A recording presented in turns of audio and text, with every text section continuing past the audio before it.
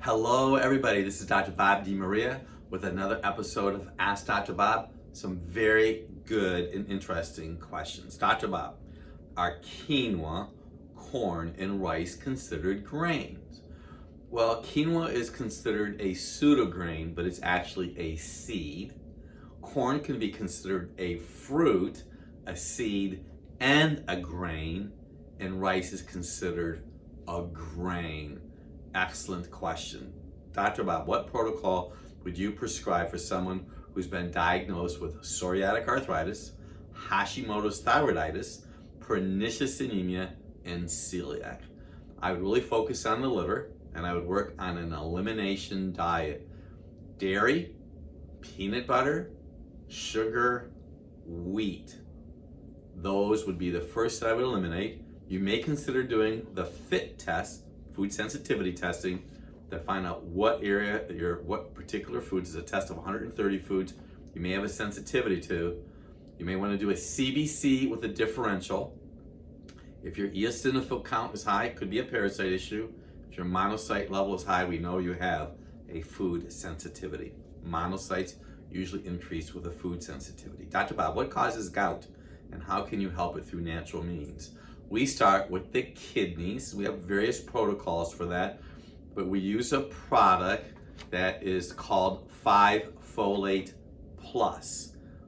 But you would be really wise to have your uric acid tested and your BUN.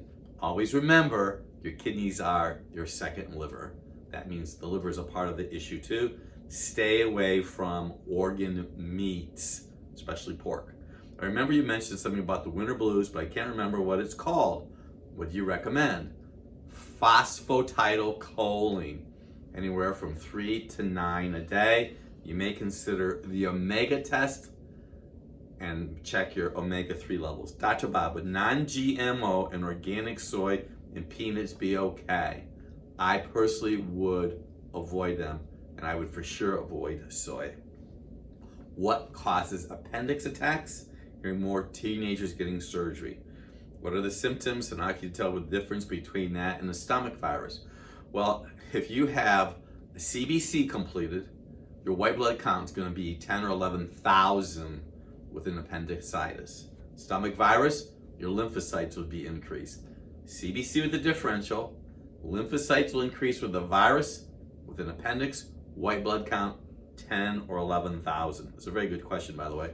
And yes, I think poor diet has a lot to do with it. And I think parasites have a lot to do with it also. Last question. Do you have any help with something called Techno Tachycardia? My son just turned 16 and went on with a diagnosis with the condition. Want to know about their diet. So let me explain this to you. The heart is impacted by food. We have something here in our Westlake office and our Naples, Florida office called a heart sound recorder. Your heart makes noises, dub. Those noises are caused by an excess or deficiency of certain nutrients. Commonly, somebody needs B vitamins and minerals.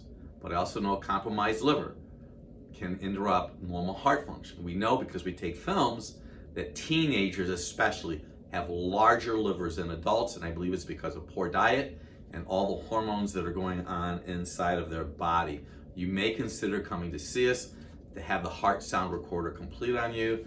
It's not an EKG, it's not an echocardiogram. We're listening to heart sounds that become a graph, and we can interpret that and see the nutritional aspect and how it impacts your heart.